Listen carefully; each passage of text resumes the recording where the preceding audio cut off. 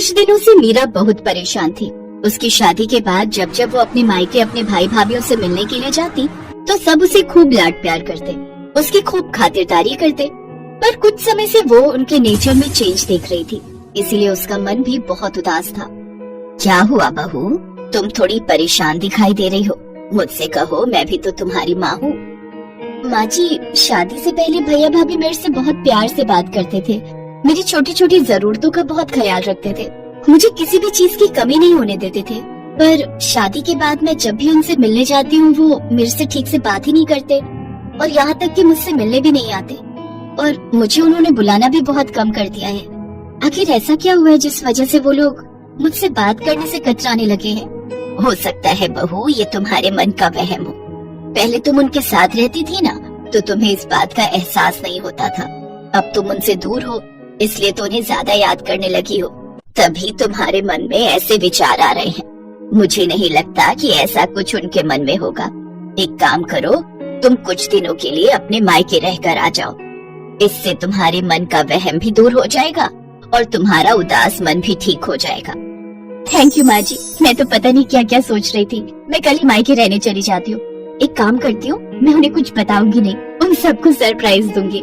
अगले दिन मीरा अपने भैया भाभी को सरप्राइज देने के लिए अपने मायके पहुँचती है, पर वहाँ पर तो ताला लगा हुआ था। अरे, घर पर तो ताला लगा हुआ है, हो सकता है निशा भाभी और अलका भाभी कहीं बाहर गई हो। थोड़ा इंतजार कर लेती हूँ। एक काम करती हूँ, निशा भाभी के मोबाइल पर फोन करती हूँ। मीरा अपनी बड़ी भाभी को फोन मिलाती है, पर फोन ही नहीं मिल रहा था। तभी पड़ोसन उसके पास आती है। अरे मीरा बिटिया, कैसी हो?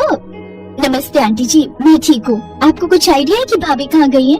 वो सब तो घूमने के लिए विदेश गए हैं, 1 महीने बाद लौटेंगे। वो तुम्हारे भतीजे ऋषि का बर्थडे है ना, वही मनाने के लिए गए हैं। विदेश गए हैं?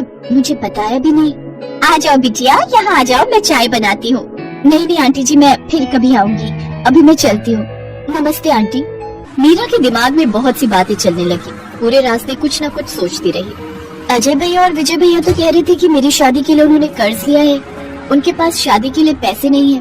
पहले ही उनका काम अच्छा नहीं चल रहा, बड़ी मुश्किल से मेरी शादी कर रहे हैं, पर विदेश ट्रिप में बर्थडे के लिए फिर उनके पास पैसे, मुझे कुछ समझ नहीं आ रहा। और यहाँ तक कि घूमने जा रहे हैं, वो भी देश से बाहर, विदेश में। मुझे एक बार फोन करके बताया तक नहीं। उलझन भरी बातें मीरा के दिमाग में चलती रही। जैसे ही वो वापस ससुराल पहुँची तो उसकी सास और पति दंग रह गए। अरे मीरा, तुम वापस आ गई? तुम तो भैया भाभी के घर रहने गई थी ना? क्या हुआ बहू, तुम लौट क्यों आई? भैया भाभी आउट ऑफ इंडिया गए हैं ऋषि का बर्थडे मनाने के लिए। सब लोग 1 महीने बाद लौटेंगे। मुझे एक बार भी फोन करके दोनों भैया और भाभी ने बताया तक नहीं। मैं यही सोच रही हूँ, कम से कम एक फोन तो कर देते। हमसे तो उन्होंने कहा था कि हमारे पास शादी के लिए पैसे नहीं है, इसीलिए अमित ने लोन लेकर पूरी शादी का खर्च उठाया था।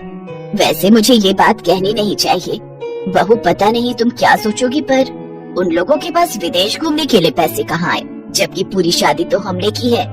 यही देखते हुए कि उनके पास शादी के लिए पैसे नहीं है। ये तो तुम दोनों की लव मैरिज थी, इसी वजह से ना मैंने कुछ बोला, न तुम्हारे ससुर जी ने और ना ही अमित ने। छोड़ो विमला, ये सब कहने की क्या जरूरत है? बहू पहले ही बहुत परेशान है, ये सब बातें सुनकर ये और परेशान हो जाएगी। कोई नहीं, मीरा हमारी बहू है, हमारा खर्चा हो या इसके मायके वालों का, बात एक ही है। अगले 1 महीने तक मीरा के भाई भाभीयों ने एक भी फोन नहीं किया। अचानक 1 महीने बाद एक दिन जब मीरा अपने पति अमित के साथ बाजार गई हुई थी, वहीं उसकी दोनों भाभियां उसे दिखाई दी, पर वो दोनों उससे नजरें चुराने लगी। सुनो, ये तो निशा भाभी और अलका भाभी है ना? इसका मतलब ये लोग विदेश से वापस आ गए, पर इन्होंने आकर भी मुझे फोन नहीं किया। चलो तो मैं बात करती हूँ। छोड़ो ना मीरा, जब उन्होंने ही तुम्हें याद नहीं किया तो तुम क्यों उनसे बात कर रही हो? रहने दो। नहीं, ऐसे थोड़ी होता है। जरा पूछूं तो वो मेरी भाभियां हैं, उनसे ये सब पूछने का तो मेरा हक बनता है। रुको, मैं अभी पूछती हूँ। मीरा जैसे ही अपनी दोनों भाभियों के पास जाने लगती है, उसकी भाभियां उसे देखकर इग्नोर करके चली जाती हैं। निशा भाभी, अलका भाभी, इधर। अरे, मुझे देखकर भी अनदेखा कर दिया। मुझे कुछ समझ नहीं आ रहा, आखिर ये माजरा क्या है? मैंने तुम्हें बोला था ना कि मत जाओ। देखो, उन्होंने तुम्हें देखा फिर भी नहीं रुकी। चलो अब घर चलते हैं। मीरा घर आकर सारी बात अपनी सास को बताती है। अब तो ये सब सुनकर मुझे भी कुछ गड़बड़ लग रही है। तुम्हारे भैया भाभी तुम्हें अनदेखा क्यों कर रहे हैं? कुछ दिन इंतजार करो, देखते हैं, क्या पता वो खुद फोन कर लें। अगले कुछ दिनों तक मीरा ने वेट किया, फिर भी किसी का भी फोन उसके मायके से नहीं आया। एक दिन मीरा अपनी सास के साथ किसी काम से बाजार से लौट रही थी, तो रास्ते में उसे अपने पापा के खास वकील दोस्त मिस्टर शर्मा मिल गए, जिनसे उसे एक ऐसी बात पता चली जिसे सुनकर वो और उसकी सास हैरान रह गए। मुझे तो हैरानी हो रही है मीरा बिटिया कि तुम्हारे दोनों भाइयों ने बंटवारे का हिस्सा तुम्हें नहीं दिया, जबकि तुम्हारे पापा तो 3 हिस्से करके गए थे।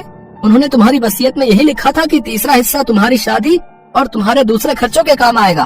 पता नहीं अचानक से तुम्हारे दोनों भाइयों ने मुझे मना कर दिया और मेरी जगह किसी और वकील को हायर कर लिया। मुझे बात ही समझ नहीं आई।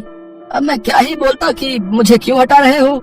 मेरा बोलना भी सही नहीं था ना, पर मैं ये तो कहूँगा बेटी कि तुम्हें अपने हक का पैसा लेना चाहिए। वो तुम्हारे पापा की आखिरी इच्छा थी कि तुम्हें भी बंटवारे का हिस्सा मिले।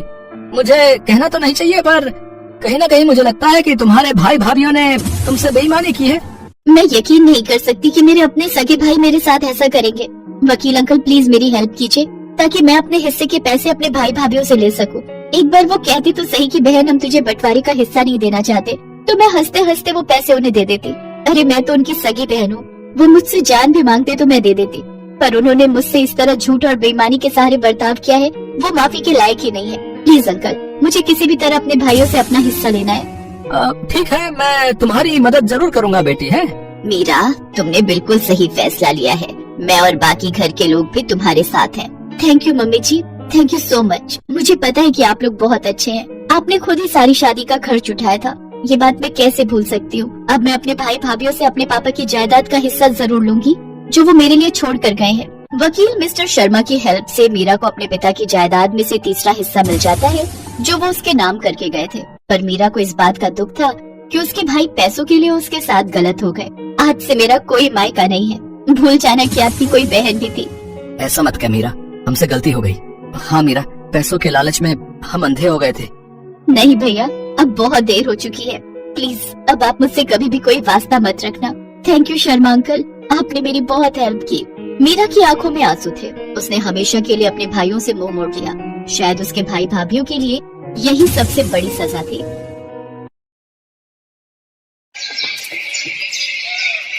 अर्चना और सिमरन 2 सगी बहनें थी। दोनों बहनें गरीब घर से थी, इसलिए उनके माता पिता ने अच्छा रिश्ता मिलते ही उनकी शादी 2 सगे भाइयों से एक ही दिन कर दी। शादी के अगले दिन से ही दोनों बहनों ने घर की सारी जिम्मेदारियां संभाल ली। दीदी, मैं बहुत खुश हूँ कि हम दोनों बहनों की शादी एक ही घर में हुई। हम पहले भी साथ रहते थे और अभी हमेशा साथ रहेंगे। हाँ मेरी छोटी बहन, हम दोनों को कोई अलग नहीं कर सकता। दोनों बहनें सारा काम एक साथ खुशी खुशी करती और एक दूसरे से खूब बातें करती। उन्हें एक साथ हंसता खेलता देख एक रोज उनकी सास कुंती देवी सोचने लगी, ये तो मुझसे बहुत बड़ी गलती हो गई जो 2 बहनों को बहू बनाकर घर ले आई। जब देखो तब खुसुर फुसुर करती रहती हैं। ऐसे ही कुछ महीने बीते। फिर एक रोज सिमरन अपनी बड़ी बहन से, दीदी आज अमन जी की ऑफिस पार्टी है, इसलिए मैं इनके साथ जा रही हूँ, तो आप आज घर का काम अकेले ही संभाल लेना। ठीक है, तुम चिंता मत करो और पार्टी एंजॉय करना। उसके जाने के बाद कुंती देवी ने देखा रसोई में ढेर सारे गंदे बर्तन पड़े हैं। उसके लिए यही सही वक्त था दोनों बहनों में दरार डालने का। वो बड़ी बहू के पास गई और कहने लगी, अरे बड़ी बहू देख तो सिमरन सारे बर्तन ऐसे ही छोड़ कर गई है, अब तुझे ही धोने पड़ेंगे। अब तू कब इन्हें धोएगी, फिर कब खाना बनाएगी और बाकी काम करेगी। वो महारानी तो वहाँ पार्टी एंजॉय कर रही है, तू बेचारी घर पर बर्तन घिसेगी। अरे वो चाहती तो तुझे भी साथ ले जा सकती थी। हाँ जी, वो देवर जी के साथ उनकी ऑफिस पार्टी में गई है, भला वहाँ मेरा क्या काम। हाँ हाँ चल, उसकी तरफदारी करना बंद कर अब और काम पर लग जा। इसी तरह कुंती देवी की बातों को दोनों बहनें एक कान से सुनती और दूसरे से निकालती। ऐसे ही समय बीता। फिर एक रोज अमन की नौकरी चली गई। 3 महीने हो गए लेकिन कहीं भी अमन को नौकरी नहीं मिली और घर का सारा भार अकेले बड़ी बेटे अशोक पर ही आ गया। फिर एक दिन सिमरन अर्चना के पास आई और कहने लगी, दीदी मेरा शैम्पू खत्म हो गया है, क्या मुझे कुछ पैसे मिल सकते हैं शैम्पू लाने के लिए।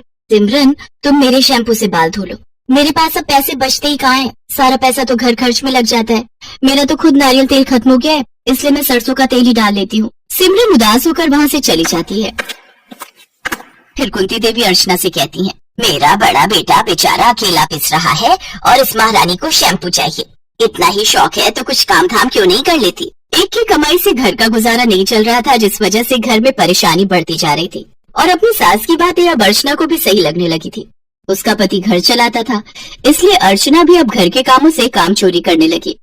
फिर एक रोज, दीदी चाय पत्ती तो खत्म हो गई है, चाय कैसे बनाऊं। तो अब क्या तेरे पति के पास इतनी भी सेविंग नहीं है कि 100 रुपए खर्च कर सके? अरे कब तक हम यूं ही दूसरों का बोझा ढोते रहेंगे? आगे हमारा भी परिवार बढ़ेगा, हमें भी तो अपने भविष्य के बारे में सोचना है, कुछ बचत करनी है। अपनी बहन के मुंह से ये बातें सुनकर सिमरन के दिल को गहरी चोट पहुंची और वो रोते हुए अपने कमरे में चली गई और अपने पति को सारी बातें बताई। भाभी भी तो सही कह रही है सिमरन, आखिर वो कब तक हमें मुफ्त की रोटियां खिलाती रहेंगी? अब हमें भी कुछ काम ढूंढना होगा, लेकिन कहीं नौकरी मिल भी तो नहीं रही। हम करें तो क्या करें?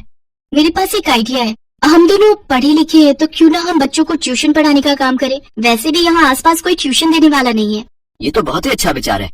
फिर दोनों पति पत्नी ने बच्चों को ट्यूशन पढ़ाना शुरू कर दिया, जिससे उन्हें काफी अच्छी आमदनी होने लगी। फिर अपनी पहली कमाई सिमरन ने अर्चना को देते हुए कहा, दीदी ये लो हमारी पहली कमाई, अब इससे घर का राशन पानी ले आते हैं। आप मुझसे नाराज होती हो तो कुछ अच्छा नहीं लगता दीदी। क्या हम दोनों बहनें पहले की तरह एक साथ नहीं रह सकती? देवरानी जेठानी बनकर नहीं, बल्कि बहन बनकर। मैंने तुझे कब अपनी देवरानी समझा मेरी बहन? माना कि हम दोनों की ससुराल एक है, लेकिन हम हमेशा बहन ही रहेंगे। अगर मैं तुम्हारे साथ गलत व्यवहार नहीं करती सिमरन, तो तुम कैसे अपने अंदर छुपे हुनर को पहचान पाती? ये सब मैंने इसलिए किया ताकि तुम किसी पर आश्रित ना रहो। अपने व्यवहार के लिए मैं तुमसे माफी चाहती हूँ मेरी प्यारी बहना। मैं आज भी तुझे उतना ही प्यार करती हूँ जितना पहले करती थी। देखा माँ, 2 बहनों का एक ससुराल होने का फायदा। ये सुनकर सभी खिलखिलाकर हंस पड़े।